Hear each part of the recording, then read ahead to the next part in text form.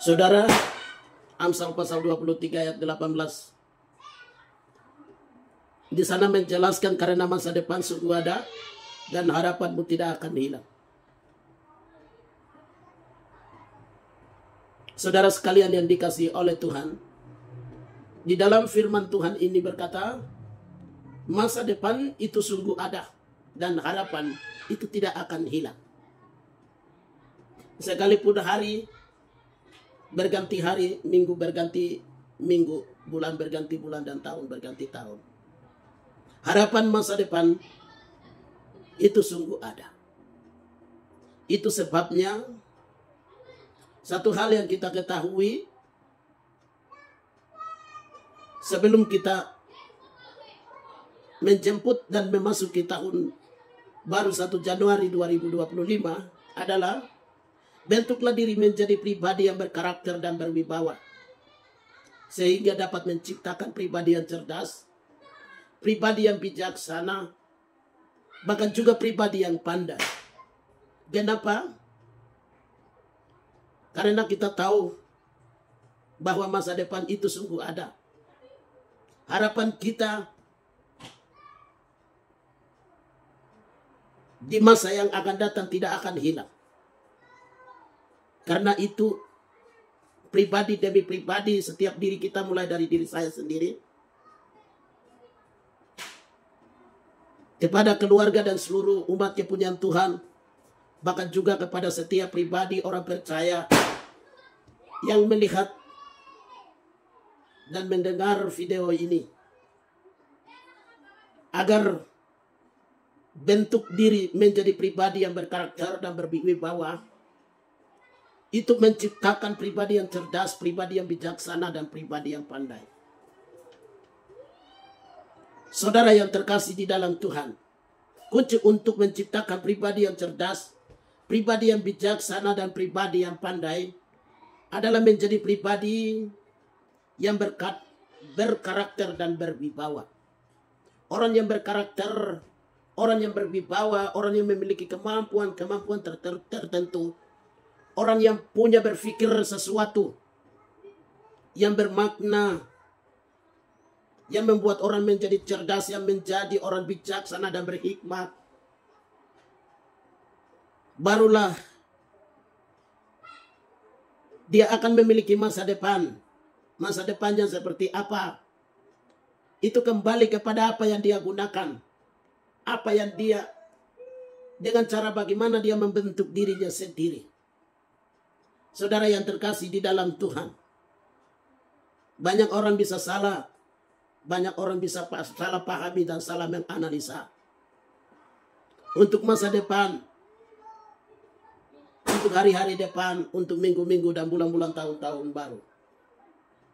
Tetapi bagi orang percaya, mereka tidak pernah ragu-ragu, mereka tidak akan pernah bimbang, dan mereka tidak akan pernah cari-cari.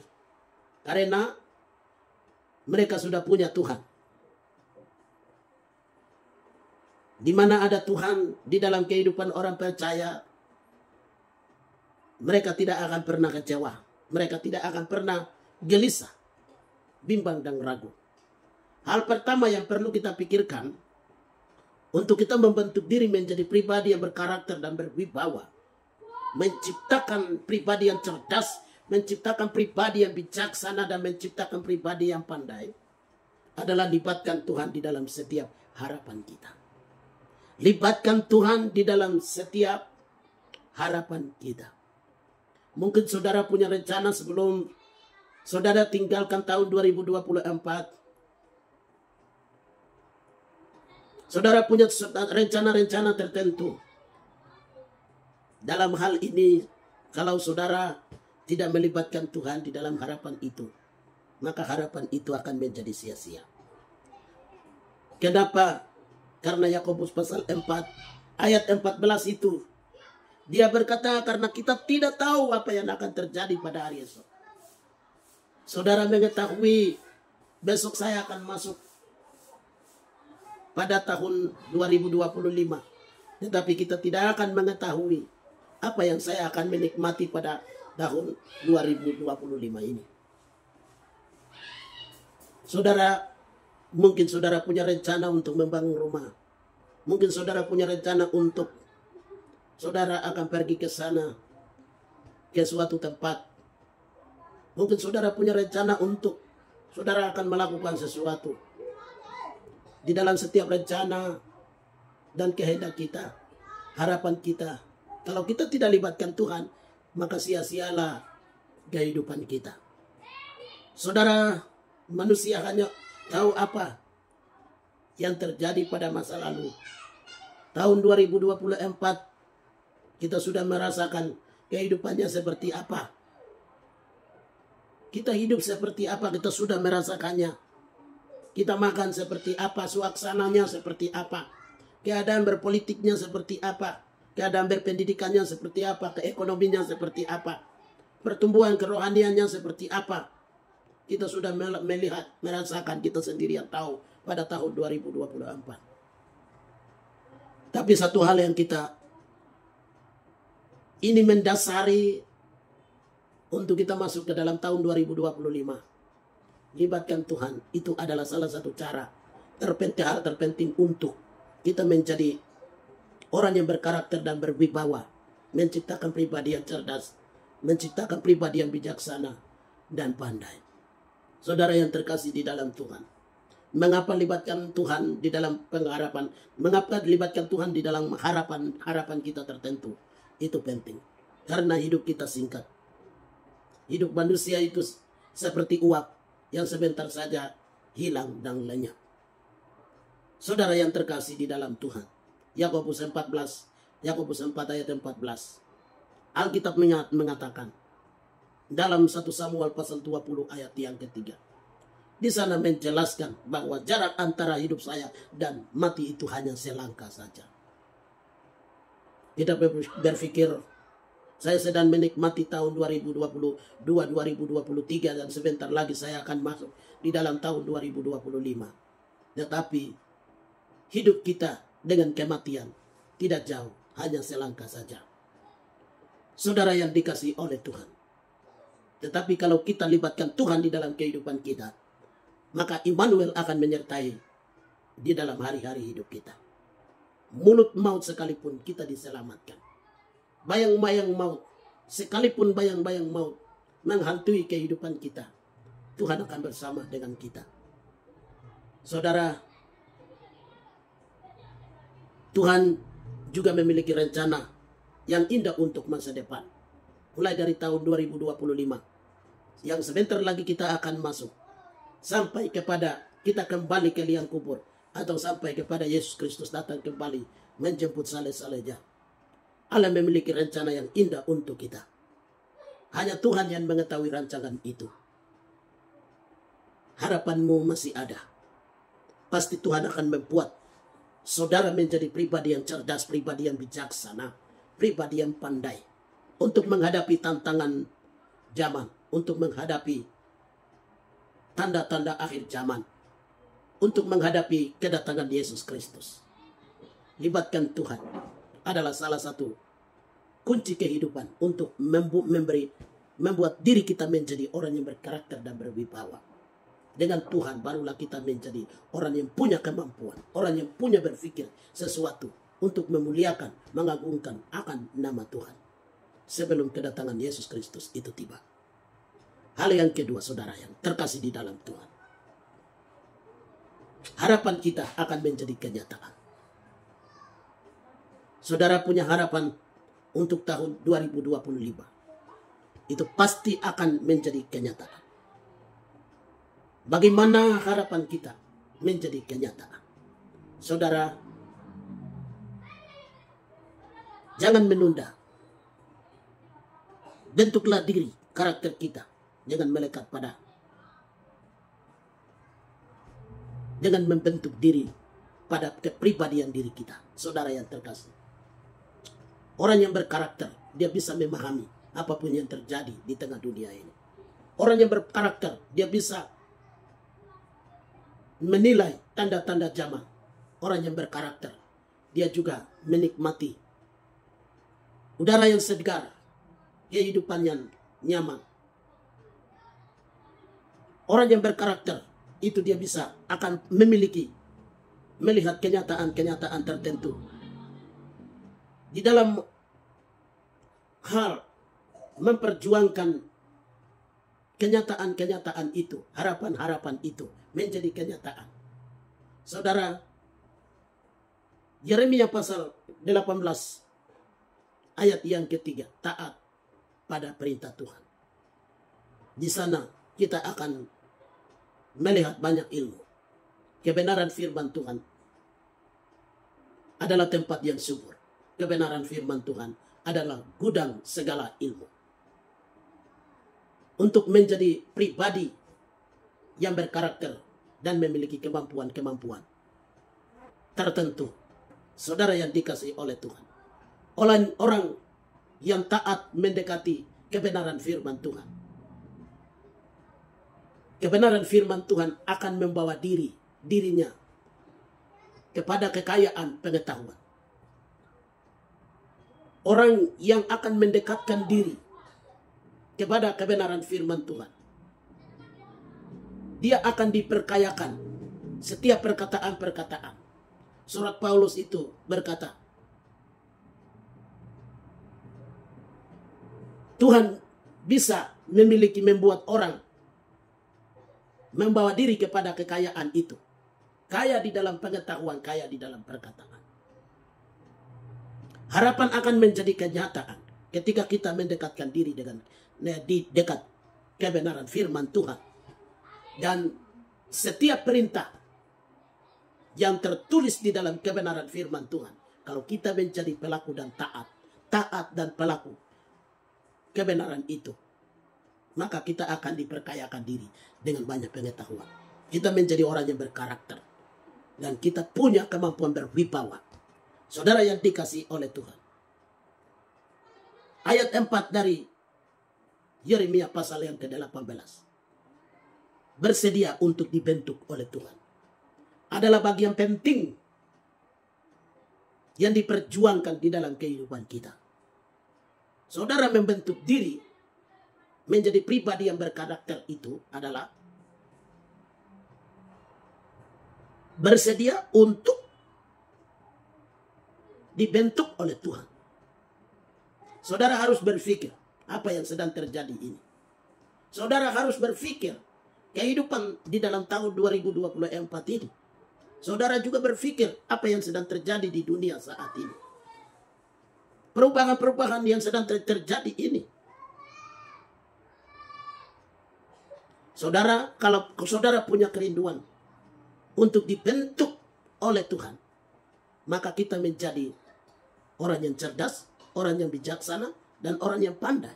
Kenapa? Karena karakter kita, kewibawaan kita ada di bawah kekuasaan tangan Tuhan. Saudara yang dikasihi oleh Tuhan, mengapa harapan itu tidak terlaksana? Harapan kita di tahun 2024 bisa terlaksana, bisa juga tidak. Tidak terlaksana karena ada faktor-faktornya. Faktor yang pertama itu karena tidak melibatkan Tuhan di dalam kehidupan setiap rencanaan kita, harapan kita, impian kita, cita-cita kita, saudara yang terkasih. Yang kedua itu adalah kita tidak sabar menunggu waktunya Tuhan. Yang ketiga itu adalah ada rencana Tuhan yang lebih indah daripada rencana-rencana kita, saudara. Itu sebabnya harapan kita tidak bisa menjadi kenyataan di tahun 2024. Mazmur pasal 33 ayat yang ke-10 itu berkata, Tuhan bisa menggagalkan segala bangsa-bangsa dan suku bangsa. Rencana di dalam keluarga, perencanaan di dalam kelompok, rencana-rencana tertentu yang dilakukan oleh negara terhadap orang lain, terhadap negerinya atau terhadap siapa saja, saudara. Itu bisa gagal karena rencana itu tidak dikehendaki oleh Tuhan. Tetapi kita tahu bahwa Mazmur pasal yang ke-33 ayat 11 itu rencana Tuhan tetap untuk selama-lamanya. Saudara, manusia ini hanya memikir-mikir, tetapi Tuhanlah yang dapat mengambil keputusan. Manusia hanya berpikir-pikir apakah akan terlaksana atau tidak. Dengan dukungan apa? Dengan dasari apa? Jaminannya apa? Kehidupannya seperti apa? Dananya berapa yang bisa meluangkan? Tetapi Tuhanlah. Tuhan itu jawaban di atas segala jawaban. Tuhan akan mengambil keputusan. Saudara, bentuklah diri menjadi pribadi yang berkarakter dan berwibawa. Itu ada di dalam Tuhan. Karena hanya Tuhan yang pernah mengatakan, harapanmu, harapan masa depanmu sungguh ada. Saudara yang terkasih di dalam Tuhan. Karena itu, Amsal pasal yang ke-16 ayat 3 kalau tidak salah, di sana berkata bahwa serahkanlah segala perbuatanmu kepada Tuhan. Setiap perbuatan kita itu diserahkan kepada Tuhan. Apapun yang kita rencanakan, semua serahkan kepada Tuhan. Apapun yang kita pikirkan, itu semua serahkan kepada Tuhan. Setiap langkah demi langkah hidup kita, serahkan kepada Tuhan. Tuhan akan melakukannya. 1 Petrus pasal 5 ayat 7. Dia akan memelihara. Dan setiap kekhawatiran kita, Allah lah yang dapat menjawab. Karena itu saudara yang dikasih oleh Tuhan. Mari saudara renungkan kehidupan kita ini. Sudahkah kita memiliki impian? Harapan kita. Apakah impian kita sudah sesuai dengan kehendak daripada Tuhan atau tidak? Saudara yang terkasih, kalau impian kita itu dari Tuhan, maka tidak ada kuasa apapun yang di bumi ini yang bisa menghalangi jalan hidup kita. Tahun 2025 akan menjadi berkat bagi kita. Untuk kita menikmati. Dan kita akan menjadi orang yang pandai. Kita akan menjadi orang yang bijaksana. Orang cerdas. Mari kita membentuk diri di dalam kebenaran firman Tuhan. Dengan mentaati kebenaran firman Tuhan. Dengan melibatkan Tuhan di dalam setiap kehidupan kita. Khususnya di tahun 2025. Harapan kita tetap akan menjadi kenyataan. Karena Tuhan sumber segalanya. Tuhan akan memelihara kita. Tuhanlah yang akan melakukan setiap rancangan-rancangan hidup kita. Setelah Tuhan tangani, Tuhan akan membuat kita menjadi pribadi yang memiliki kemampuan tertentu. Akan terjadi hormat dan kemuliaan bagi nama Tuhan. Di dalam setiap aktivitas, setiap tugas dan tanggung jawab, setiap pelayanan yang Tuhan berikan kepada kita. Bentuklah diri menjadi pribadi yang berkarakter. Punya pola pikir yang lebih luas. Dan tidak hanya berada pada satu pikiran dan perasaan. Firman itu sangat luas. Kita tidak boleh menjadikan firman itu menjadi sempit. Dengan pikiran-pikiran yang sempit. Pikiran kita melebar luaskan. Dengan disertai dengan kemampuan-kemampuan tertentu yang kita miliki. Dan Tuhan akan melakukan kemampuan-kemampuan yang kita miliki itu. Menjadi kemampuan. Menjadi kenyataan. Di dalam setiap langkah hidup kita. Kiranya Tuhan Yesus Kristus. Yang adalah kebenaran. Yang adalah firman Allah yang hidup. Immanuel. Di dalam sepanjang kehidupan kita. Akan menyertai. Dan masa depan. Pasti tidak akan disia-siakan oleh Tuhan. Sambut dia. Masuk bersama dia. Di tahun rahmat, tahun anugerah Tuhan. Yang Tuhan berikan kepada kita. Di tahun 2025. Tuhan Yesus memberkati kita sekalian. Shalom. Patut kita bersyukur pada hari ini. Tepat pada tanggal 29 Desember penghujung tahun 2024. Sebentar lagi kita akan menjemput memasuki tahun 2025. Satu pesan yang kita sama-sama memahami dan meyakini bahwa